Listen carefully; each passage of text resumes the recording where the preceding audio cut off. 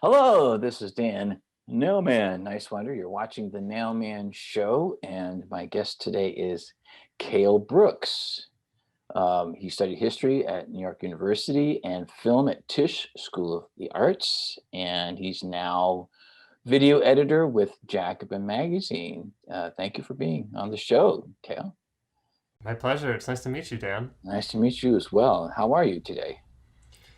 I'm good. I'm good. I'm in better spirits than I've been in the last couple of weeks. Just I'm in New York, and so it's the weather's getting better. And I don't think I realized how weather dependent my mood has become since quarantine. Since like being, I'm one of the people who sits at home most of the time. So just these tiny things now actually matter a great deal more. So, oh, good. How are you doing? You know what I usually say, and thank you for asking. I usually say I'm doing good. I'm doing well, all things considered. Mm, And of course, living here in California, most days we can get outside. Like, yesterday I did a fast walk for an hour and then but I also know that I need to do things inside, so I did 140 push-ups. So mm, I'm very adamant about staying in good shape physically and mentally, and obviously the creative process. I'm a musician, so it all plays together. And but mm. we all have our challenges, Yeah. and speaking of what's going on right now, I mean, there are two crises. Well, at least for the 99%, because there Mhm. was that CARES Act back in March, and if people forget about that, I always remind them that four something trillion dollars went to probably the 1% multimillionaires and billionaires, because they are supposedly the owners of the essential businesses, and they decided what to do with that money. And when people say to me, "Oh, well, Dan, you got to be patient. It's just like with building movements or any kind of project, it takes time." Like, I beg to differ. Some things do not take a lot of time. That law was passed within 2 weeks by 100% of Congress, including our beloved Bernie Sanders. So I always bring that to people's attention because, that's the same kind of thing that happened in 2008 with the bailouts of the banks. We used to say at Mm. Occupy Los Angeles, like, the banks got bailed out, we got sold out. And that's kind of what's happened again. But I think that what we need is an economic based movement right now. Mhm. Well, left now, not right now. Um, Mhm. Sorry, I had to lighten it up a little bit. I got you. So I wanted to ask you, to start. What are your thoughts about? You started to a little bit get into what's going on right now, and what should we be focusing on and doing going forward? Let's start with that. So it's a broad question, and I will try to do my best to kind of answer it both in broad terms, and then maybe we can go into more specifics. But I think you brought up the CARES Act, for instance. I mean, there is in fact a crisis of the entire economic system right now of capitalism, and our particular variant historically that we've been living in for the last few decades. People call it neoliberalism, and basically, I think the best definition that I've heard of what neoliberalism is has actually come from Adolf Reed and Mark Dudzik. They wrote this several years ago, that neoliberalism is basically just capitalism without a working class opposition. Because the history of capitalism as an economic system where property is privately owned, where you have blocks of capital, corporations competing against one another to maximize profit, to beat each other out. That it's basically a battle to the death for them, and maximize profits, minimize costs. One of the costs being wages and the conditions that the workers in those firms labor under. Um, since the beginning of capitalism, you've always had working class people fighting back against their immiseration, against not having adequate breaks either in the work day or having there was no such thing as the weekend until the working class won that through an active fight, right? Or the 10-hour work week or 10-hour work day, 40-hour work week. Those were victories that we should, keep in mind that there's nothing natural about any of this. This is a historic process uh, that is basically the culmination of owners of capital competing against working class people. And what we've seen in the last few decades is that, and some of it being conscious attacks from on top, but also I think there's been structural changes within the economy that have given owners far greater power and working people far less power. And that's meant the decimation of the union movement. That's meant the decimation of the left, especially in the Anglophone world, but beyond that as well. And so what we're seeing right now is that post '08, neoliberalism as this economic regime that we've been living under has basically fallen apart. Austerity, deregulation, privatization, all these things that were put in place to basically destroy the welfare state and destroy unions, with the promise that it's going to lead to great growth. A rising tide will lift all boats. That has not panned out. And so it's not panned out for the working class by any means, but from the perspective of capitalists, it hasn't panned out either. And so what you were seeing now is an economy that is limping, that basically corporations are making profits hand over foot. This is the best time to be making profits, but growth rates, the amount of like the money that's now being put back into the economy to reinvest in the economy to lead to greater profits down the line has basically stalled. And I don't want to say stalled on a slope, meaning that there still is economic growth. But what that means is that something like the CARES Act, like you mentioned, it is now it's kind of essential by their own metrics to keep this system going, that they have to inject cash in the way that they did, lest the entire system fall apart. And yet, of course, in any reasonable humanistic terms, these are some of the least essential people because this entire system is collapsing on us right now. So there's this, it's this really strange and it's producing horrific results for most human beings in this country and around the world, that we have an economic system that no longer truly works, even for the ones it's supposed to be working for. And yet there's nothing there to replace it. The left has not yet gotten into a position where it can actually pose a real alternative yet. And so I think the Sanders campaign was, and various other campaigns, the last 10 years globally, we've seen we've seen all these left campaigns that have emerged to challenge this orthodoxy, and most of them have fallen apart, or they've lost, or they came up short. And so it's now it's come up to us to say, can we either were we doing the right things and we just happened to lose, because you can do everything right and still lose, or were we doing something wrong and do we have to change course? And so my sense is that the Sanders campaign did in fact give us a lot to learn from, and did in fact give us, I think there was a lot of things going right with that campaign, that it was hitting these issues of a demobilized working class that rarely votes, that is not unionized because the unions have been smashed, a conservatized, the unions that are there are fairly conservative at this point, and so putting pressure on them as well. I think the Sanders campaign was hitting these questions in the right way, and we should, the upshot of all this is that we should be able to say, yeah, actually, most people do in fact agree with universal healthcare. Most people do in fact agree that there should be some role for the state in protecting them from the worst, the worst aspects of being stuck on a market, of your life chances being stuck on markets, whether or not you get to eat or sleep in a home. So I'm just going on and on and on, No, but that's I'm fine jumping in. because you're absolutely right. I mean, I saw some of the new Oxfam statistics that come out every January, and they just each year I've been looking at them. They get worse and worse.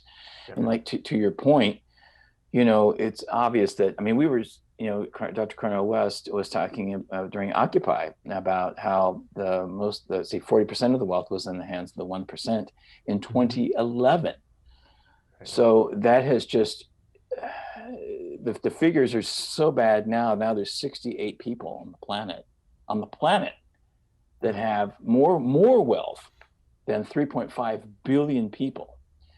Uh, this should be all people on the planet should be outraged about this. 100% of us, not just the 99%, um, because that's not sustainable. And we see the environmental things.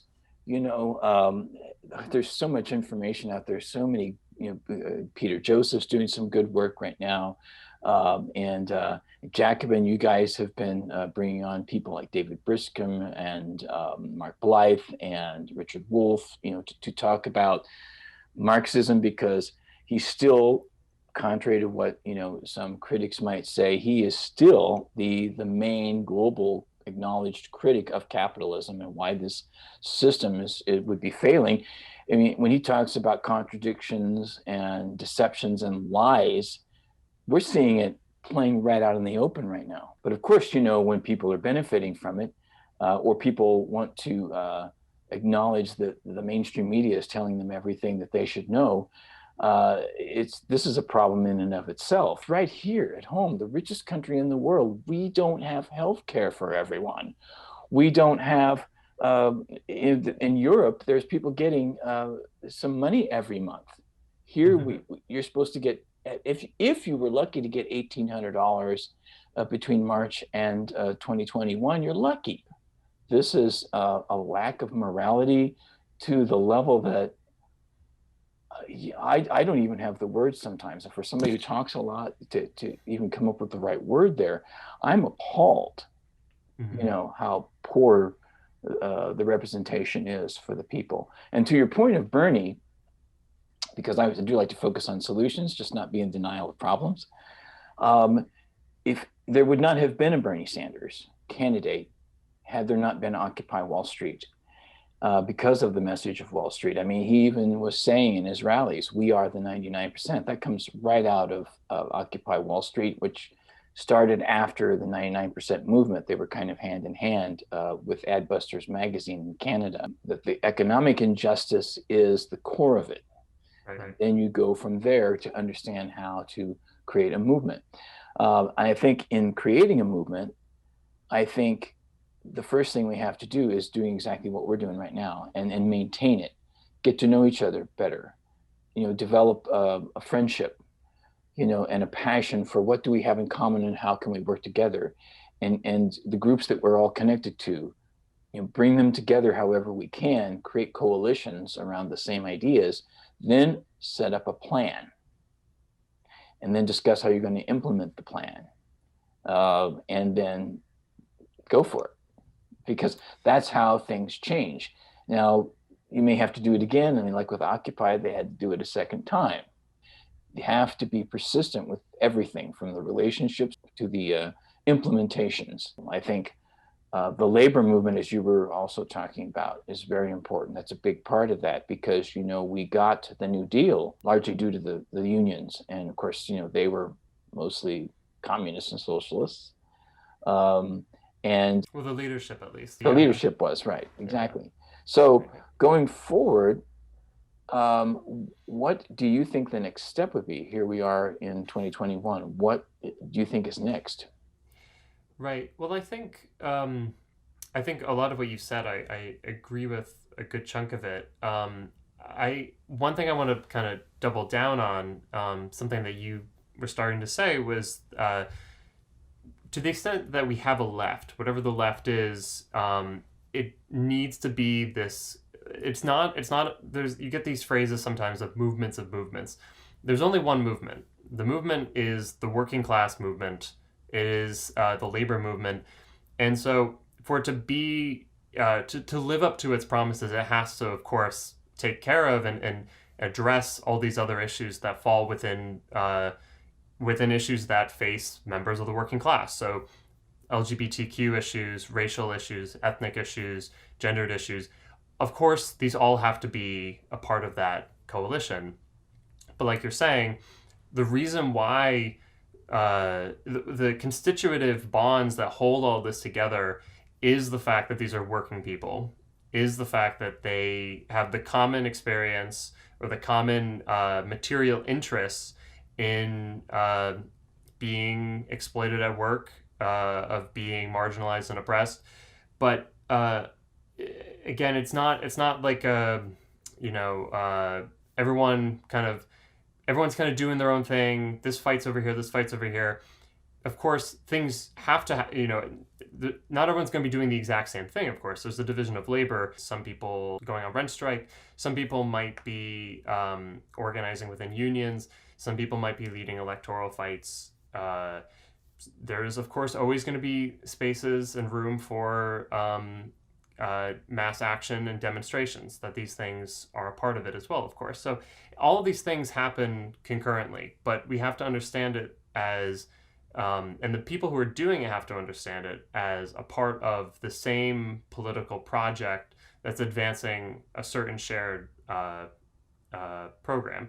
And so I think what the Sanders campaign did so well was, I think he advanced on the gains of Occupy, the real victories, like kind of putting forward the 99 versus the 1%, of kind of re-understanding our society. We are constantly making we're signing contracts, we're making agreements with people that are unequal by nature. So I think that's where focusing on the state, and again, having this program that is clear in its demands, not just, we didn't all go knock on doors in Iowa and California for healthcare for all, or healthcare as a human right. We campaigned for Medicare for all, which is a specific demand that said specifically, we are going to take healthcare out of private corporations' hands, and we're going to make it be a public good that everyone benefits from, that everyone is a part of. And in my book, that's the first step. It's not even like Medicare for all is in some ways the compromise, like that we necessarily need to start there to guarantee healthcare as a human right. But it has to start with those concrete pieces of legislation. Absolutely. Well, I think it's a mixture. There was a lot of problems in the Democratic primaries of 2016 and 2020. Lloyd Blankfein, the former chief of Goldman Sachs. I even have a quote here, I think, somewhere. Let me read that quote. And it's definitely food for thought. I mean, well, just while you're looking, just one quick point is that, the Democratic Party does not, legally have to be Democratic at all. That in many, we don't really have political parties in the way that other countries do. The Democratic Party and the Republican Party are more or less just fundraising apparatuses for, the head of the ticket.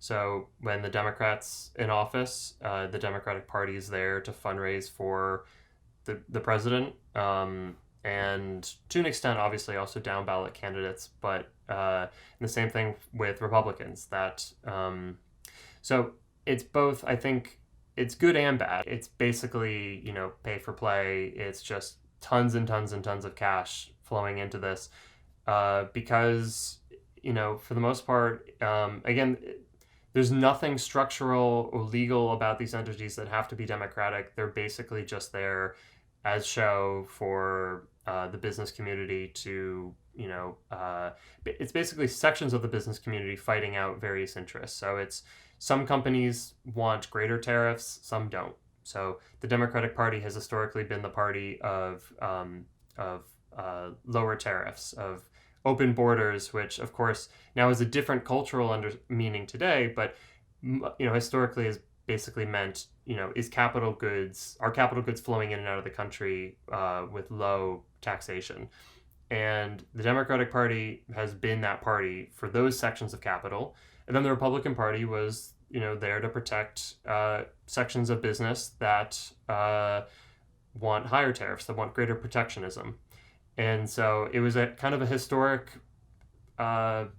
mistake, anomaly. It was a different course that the Democratic Party took in the 21st century when the unions basically hijacked the party in the 30s, and now we remember that as the New Deal. It's totally different situation because I'm going to get to the quote here, but it was basically Sanders would ruin the economy, and he said, "I might vote for Trump if he's the Democratic nominee." He basically said that to the DNC, and it's well documented. So everything's out in the open now. So, but to your point, yeah, I think electoral politics is important, but I think we also have to understand how things have changed. That's why we have to learn from history, like you're saying in the 1930s. There were a lot more people in unions per capita than there are now. There's only like 15 million in the United States. I was talking to somebody in Belgium recently, and I asked him, I said, what's the percentage in Belgium? 50%, and we're fighting to get more. Right. And we're not even close. So these are issues that, and also government is, what is government? Government is actually the people, and it's not really these entities of parties. It's the people being involved in the process, right? And otherwise it's just an ideology. You have a Democratic Party ideology or a Republican Party ideology. There's not that much difference, at least in what I can see, in at the end of the day, in the economic and foreign policy issues. They're pretty much the same because you have Wall Street and the big money interests. That floodgate. That's another thing. In Europe, people still do that, but it's illegal. If you get caught, you go to prison. Here we have, as I mentioned, Citizens United. It's just the way of doing business, as you were pointing out, with the flow of capital, because that becomes the priority. I ordinarily wear my people over profits button that I got during the Bernie campaign, 2016. I forgot to put that on, but I ordinarily don't like sound bites, but that says a lot. If we have to have a moral mindset of putting people over profits, and we, as a philosophy, at least within the top 0.01%, which is, by the way, that's really what Occupy was about. For marketing purposes, it was rounded off, just to let you know. But it's that group of people, right, that they're so detached from the vast majority of people. If we don't get this right, it's going to be a disaster that they're even not going to like.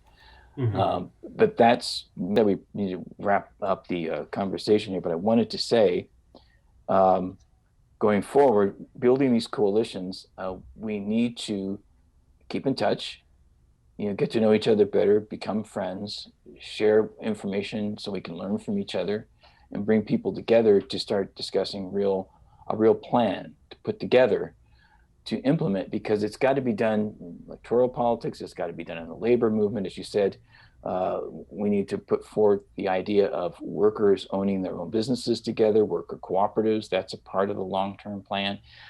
All of this, a lot of it, I should say, maybe not all of it, but a lot of it is already in the original Green New Deal. When I talked to Hallie Hawkins, it's already there. They put it together, the Green Coalition put it together in 2007, and they redid it, rebudgeted it. The timeline obviously is different now in 2019, but a lot of the plan is already there. It can be done. We just need the coalition to sit down with all this stuff, put it together, and implement it. And no movement starts from the top down. And we need to be able to make that change so that we can see from history, the top listens when you put pressure on it. And then there has to be coalitions to get that done. Otherwise, it doesn't get done, right? And it just gets worse. So we have to incorporate all of it, but make sure that we're not overemphasizing any one particular area. But it is interesting seeing from Occupy and from the Arab Spring how the core of it and the root of it is economic injustice, and that's, I think, how we can proceed forward. And I did want to read a quote here, and then I'll give you a final thought. This is from Lewis Martin, one of the members of the Democracy in Europe Movement 25. In a recent meeting, the online meeting that they shared with the public, he says, this is a quote: "We need to take advantage of every single opportunity that we have to hacking every discussion, every table, every forum that there is out there, and push our agenda. Denounce the charades, the hypocrisy, the use of public funds to create optics, like visuals, distractions, and basically, it's the opportunity to use the forums that we have to do that. So in closing, thank you again so much for being on the Nowman Show. Cale, how would you, I'll give you the final thought here. What would you like to say in closing? Well, thank you. I mean, it's been it's been very nice to speak with you, and I appreciate your thoughts. Likewise.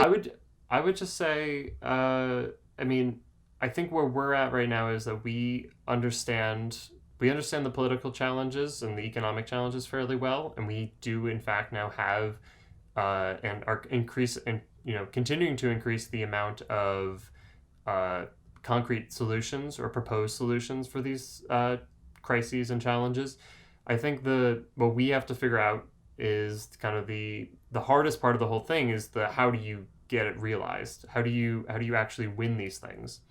And so again, I encourage people to continue to look back to history to see when we actually did in fact win these things, when the left actually did in fact take power in society, and by what means. And so again, I think a lot of that's going to come down to continuing to to build inroads electorally, but like the only way that's going to translate into anything is if we have greater power in the workplace. So that's where we need a labor movement that can force capitalists, that can force corporations to make concessions in the way they were just saying. That no one in power is going to just willingly give up what they have because it feels like the right thing to do.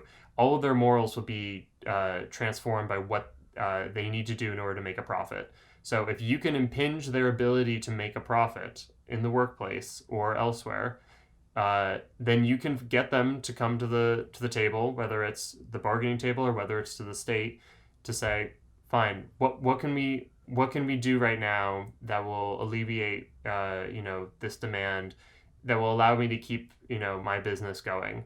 And so of course, there's a whole other slew of things like, how do you move beyond that predicament? But at the very least, we need to start with like this question of how do we even have relative, some, still not as much power as capitalists, but enough that we can actually occasionally force concessions out of them, force them to concede to some of our demands, forcefully, not we're not going to have a pleasant conversation. Like this is going to be a fight because that's how they see it, and we have to see it that way too.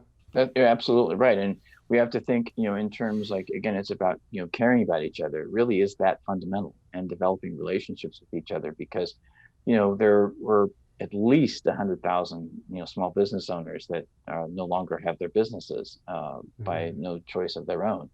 And this has got to stop, because this is traditionally, I know I grew up in small towns and communities, and it relied on the small business person. So not the big corporations. We do have to let the establishment know this is unacceptable. I mean, I think we got the New Deal because FDR genuinely was afraid. He had enough awareness, and he was at least connected enough to understand that, that there was a problem that needed to be solved. Well, Cale, we could go on and on and on and on. So we'll have to continue the conversation.